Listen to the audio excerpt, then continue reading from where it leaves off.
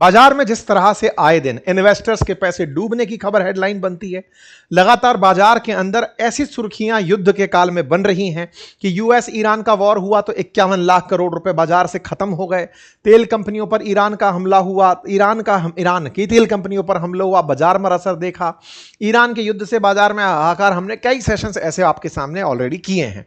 लेकिन जब कोई खबर इस तरह से बनकर आए कि बॉम्बे स्टॉक एक्सचेंज का स्मॉल और मिड कैप इंडेक्स पिछले महीने 12 साल का बेस्ट रैली दिखा गया, यानी कि बाजार ने इतनी बढ़िया तरक्की दे दी और आप में से बहुत सारे लोग केवल इंतजार में रह गए कि यह कब हुआ जब बाजार गिर रहा है, दुनिया पैसा निकाल रही है और स्मॉल और मिड कैप इस तरह से कि लॉन्ग बेस्ट मंथ 14 साल का निकल कर आ गया। तो कारण जानने तो बनते हैं कि आफ्टर ऑल पिछले महीने में ऐसा क्या किया स्मॉल कैप और मिड कैप ने जो इतना तेजी से ऊपर चढ़ा, और क्या है जो एनालिस्ट्स हैं उन लोगों का प्रेडिक्शन फ्यूचर को लेकर। आइए इन सब चीजों के बारे में डिस्कस करते हैं।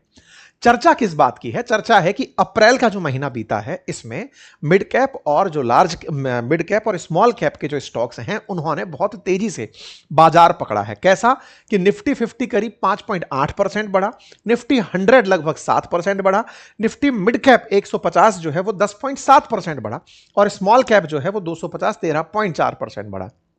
आप में से कई लोग ये मिड कैप, लार्ज कैप और स्मॉल कैप होते क्या हैं ये जानते होंगे, नहीं जानते तो हम थोड़ी देर में उसकी भी चर्चा करेंगे। साथ ही साथ में यहां दो और था कि माइक्रो कैप 250 जो है उसमें 16.2% की बढ़त दर्ज की गई। ये चर्चा बड़ी चर्चा क्यों है? चर्चा इसलिए क्योंकि बाजार में जिस तरह की सूचनाएं हैं उसमें यही है कि हमारे देश से एफआईआईज ने पैसा बाहर निकाल लिया, बिकवाली हो गई है, बाजार गिर रहा है, इन्वेस्टर भाग रहा है, विदेशी निवेशक निकल के जा रहा है और इसी के कारण से ये सुर्खियां आपके लिए बड़ी बातें बनती हैं। लेकिन चलिए इससे पहले मैं आपको आगे बताऊं, थोड़ा सा ये डिफरेंस समझ लेते हैं, ये लार्ज, मिड और स्मॉल है क्या। देखिए, according to Bombay stock exchange, national stock exchange, हम जहां पे बॉम्बे स्टॉक एक्सचेंज की बात करते हैं तो लिस्टेड कंपनीज के अंदर जहां टॉप 30 कंपनीज की बात होती है, वहीं पर नेशनल स्टॉक एक्सचेंज में जिनका सूचकांक निकाला जाता है 50 कंपनियों का निकाला जाता है। शुरुआत में निफ्टी 50 आप उसे कहते हैं। बॉम्बे स्टॉक एक्सचेंज में जैसे आप सेंसेक्स कहते हैं, वो टॉप 30 कंपनियों का प्रोफाइल होता है। ऐसे में बॉम्बे स्टॉक एक्सचेंज के अंदर जो लिस्टेड कंपनी है उनकी टॉप 100 कंपनीज को लार्ज कैप कंपनीज कहा जाता है। ठीक है, national stock exchange, Bombay stock exchange लगभग टॉप 100 कंपनी एक जैसी लेकर चल रहे होते हैं। अगर आप एनएसई के लेकर चल रहे हो तो एनएसई टॉप 100 हो गया और उधर कहा तो बीएसई टॉप 100 हो गया। ठीक है, इनके ऊपर जनरली अगर देखा जाता है तो 20,000 करोड़ से ऊपर का मार्केट कैप इनका होता है। जनरली ब्लू चिप कंपनी होती है, बड़ा बाजार ये अपना मेंटेन करके चल रही होती है। मिड कैप के अंदर उस 100 से लेकर के 250 रैंक तक, यानी रैंकिंग है मार्केट कैप के हिसाब से, और उसमें एक रेंज है कि 5,000 करोड़ से लेकर 20,000 करोड़ का अगर मार्केट कैप है तो इसे मिड कैप कंपनी के अंदर माना जाता है। वहीं स्मॉल कैप जो 251वें नंबर से लेकर के 500वें नंबर तक आती हैं, 5,000 करोड़ से कम की कंपनियां हैं, उन्हें स्मॉल कैप में रखा जाता है। फिर उसके नीचे फिर पीको कैप बनते चले जाते हैं, नैनो कैप बनते चले जाते हैं, फिर वो ग्रेडिंग है। लेकिन 5,000 करोड़ की कंपनी तक जो कंपनियां हैं उन्हें हम स्मॉल कैप के अंदर रखते हैं। यानी एक प्रकार से मार्केट कैप ही मेजर डिवीजन है। 5,000 करोड़ से कम है तो स्मॉल कैप, 5,000 से 20,000 मिड कैप। अप्रॉक्स आइडिया है ये, जो कि हम लिस्टिंग में अगर देखें तो टॉप 100 से लेकर के 250 तक की कंपनियों का नंबरिंग हो गया। ये 250 के बाद में फिर आप उसे स्मॉल कैप में डाल देते हैं। चर्चा ये हुई ब्लूमबर्ग के एक रिपोर्ट के अनुसार कि स्मॉल कैप 100, यानी स्मॉल कैप की जो 100 कंपनीज रही, जैसे लार्ज कैप की 100 कंपनीज रही, जैसे यहां पर 150 कंपनीज रही मिड कैप की, जैसे यहां पर 251 से लेकर के आप 351 तक लेकर चले, तो इसकी जो स्मॉल कैप 100 की जो इंडेक्सेस रही उन्होंने अप्रैल में 18% से अधिक की तेजी दिखाई। 2004 के आंकड़ों में केवल 2 बार ही हासिल की गई ये उपलब्धि है। मतलब अपने आप में ये उपलब्धि एक बड़ी उपलब्धि काउंट की जा रही है 4 से लेकर अब तक काउंट की गई उपलब्धियों में। ठीक है, इंडिया का स्मॉल कैप जो है वो बेस्ट मंथ कंसीडर किया गया स्मॉल कैप के लिए 2014 के बाद। इससे पहले 2014 में 22% इस सूचकांक के अंदर वृद्धि आई थी जब पहली बार नरेंद्र मोदी के नेतृत्व में सरकार बनी थी। उस समय पर ऐसी रैली देखी गई थी। फिलहाल अगर मार्केट कैप के हिसाब से बात की जाए तो वर्तमान में भारत के अंदर स्मॉल कैप का जो बाजार है वो 19% है और लार्ज कैप का बाजार घटकर 61% बना हुआ है।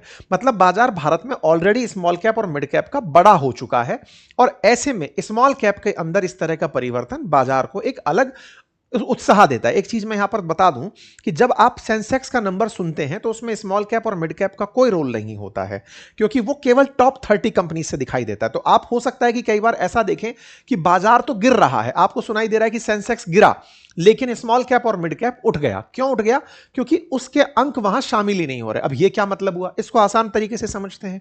अगर मैंने आपसे कहा कि आपने 12th का एग्जाम दिया, उसमें 6 सब्जेक्ट थे आपकी, लेकिन जो मेरिट बनेगी वो केवल 3 सब्जेक्ट से बनेगी। अब 3 सब्जेक्ट के अंदर आपने परफॉर्म किया तो परसेंटेज तो आ गई, लेकिन बाकी 3 सब्जेक्ट्स और भी थे जिसमें भी स्कोर किया जाता है, लेकिन मेरिट में यानी परसेंटेज बोलते समय उन्हें काउंट नहीं किया जाएगा। बिल्कुल ऐसे ही हमारा बॉम्बे स्टॉक एक्सचेंज है। टॉप 30 कंपनीज का जो वो परफॉर्मेंस है उससे सेंसेक्स डिसाइड हो गया। बाकी कंपनियों ने क्या किया इसका कोई कंसीडरेशन नहीं हुआ। इसके चलते जो बाकी कंपनीज ने किया, जब आप उसे डिस्कस नहीं करते तो बाजार का कई बार सही एसेंस आपको पता नहीं रहता कि बाजार चल किधर रहा है। यही कारण है कि बहुत बार हेडलाइंस में जगह नहीं बना पाता। आप केवल यही सुनते हैं कि बाजार इतना टूटा, क्योंकि वो केवल सेंसेक्स और निफ्टी 50 पर रिपोर्टिंग दे रहे हैं। ये स्मॉल कैप और मिड कैप की खबर बीच बीच में ही बाहर निकल कर आती है कि ये स्टॉक ऐसे क्यों उठ रहा है। जैसे बीच में ओला उठा था, हमने कवर किया था आपके सामने, तो ऐसे ही अब ये खबर उठी है तो ये सुर्खी बनकर आपके सामने आई है, ठीक है ना। तो इस तरीके से आप समझिए कि 1.75 लाख करोड़ रुपए की जहां निकासी हुई हो, वहां अप्रैल के अंदर केवल 44,000 करोड़ की निकासी हुई। मतलब बाजार से निकासी का दौर जारी था। विदेशी जो निवेशक था वो पैसा लेके जा रहा था और डोमेस्टिक इन्वेस्टर अपना पैसा लगाया जा रहा था। रुपया डॉलर के मुकाबले कमजोर हो रहा था, जियोपॉलिटिकल रिस्क बढ़ रहा था, क्रूड के जो भाव हैं वो बढ़कर $125 प्रति बैरल तक पहुंचने की बातें आ रही थी। लेकिन इसी बीच में मंथ टू डे अगर हम बात करें तो देश की कुछ मिड कैप कंपनीज ने जबरदस्त परफॉर्म करना शुरू किया। जैसे आप लास्ट ट्रेडेड प्राइस से देखें तो अप्रैल गेन जो है वो इन कंपनीज के जो आपके सामने लिस्ट है, अगर आप इनको देखें तो इनमें बढ़िया मिड कैप के अंदर ग्रोथ देखी गई और इसके पीछे कई कारणों को जिम्मेदार ठहराया गया। सबसे प्रमुख कारणों के अंदर अगर हम एक्सपर्ट्स की बात माने तो कारण कई हैं। उनमें से कई कारण तो यह है कि सब मार्केट पहले ही बहुत लो में चल रहा था, मिड कैप स्मॉल कैप काफी लंबे समय से संघर्ष कर रहे थे। तो हमेशा ऐसा होता है ना कि बाजार जब गिर रहा होता है तो गिरते बाजार में परचेजिंग होती है और इंडियन इन्वेस्टर्स ने इस बात को बढ़िया से समझ लिया है। तो एक तो मिड कैप स्मॉल कैप में बढ़िया परचेजिंग हुई। दूसरा, अधिकांश जो लार्ज कैप कंपनीज हैं, भारत की ब्लू चिप कंपनी है, वो सीधा टैरिफ से प्रभावित होती हैं, स्टॉक्स प्रभावित होते हैं। Mid cap large cap domestic players बड़े हैं, तो डोमेस्टिक डिमांड अभी भी बनी हुई है। इसके प्रभाव भी इसके अंदर देखने को मिले। यानी मिड कैप और स्मॉल कैप जो है वो लंबे समय से जहां स्ट्रगल झेल रहे थे, उन्हें ऊपर के गिरते बाजार में निवेशकों का एक समर्थन मिलता चला गया और वो इसके अंदर एंट्री करते चले गए। कुछ इस प्रकार की रिपोर्ट्स मानी गई। साथ में कुछ लोगों का यह भी कहना है कि स्मॉल कैप मिड कैप के अंदर चूंकि बेस यानी कि डिनोमिनेटर जो है वो छोटा है, तो ग्रोथ ज्यादा दिखती है। मतलब 15,000 पर अगर 5,000 की कमाई करी आपने तो आप सीधा सीधा 33% बोल पाते हैं।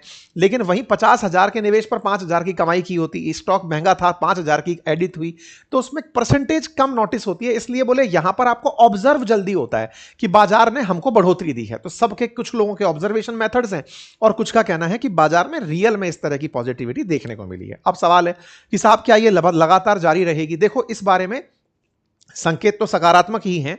कहा भी जा रहा है कि मध्य अवधि जो इसके अंदर सुधारात्मक रिकवरी है वो देखने को मिल सकती है। लेकिन जहां तक बात हो जियोपॉलिटिकल घटनाओं की और एफआईआई की बिकवाली की, उनके असर को भी लेकर विशेषज्ञों की राय है, एनालिस्ट की राय है कि इस चीज के अंदर बहुत ओवर प्रॉमिसिंग होकर के एंट्री कर जाने की जरूरत नहीं है कि लीजिए साहब अब तो ये सब उठ ही रहा है, दिन पलट गए, अब तो पैनी स्टॉक खरीद के रख लेते हैं, बाजार बदलने वाला है।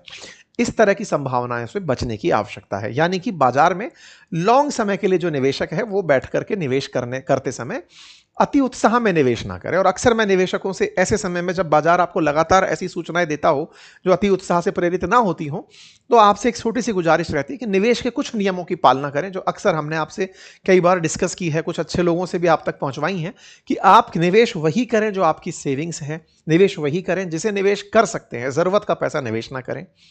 जोखिम अगर आप उठा रहे हैं तो जोखिम आप समय का उठाएं कि मैं कितने लंबे समय तक के लिए निवेश कर सकता हूं, आवश्यकताओं का जोखिम ना उठाएं। ठीक है साहब, निवेश करने से पहले डॉक्यूमेंट्स को डिटेल में पढ़ें, समझें, चुनिंदा शेयर को देखें, बड़ा निवेश करने से बचें, डाइवर्सिफिकेशन को फॉलो करें।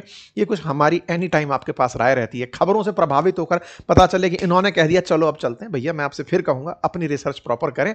हमारा काम आप तक खबरों का विश्लेषण करना है, कारण बताना है, काम तक पहुंच जाए, चीजें काम की हो, आपको अच्छी लगे तो आप उन्हें आगे बढ़ाएं। बस इतनी सी आपसे गुजारिश रहती है। धन्यवाद।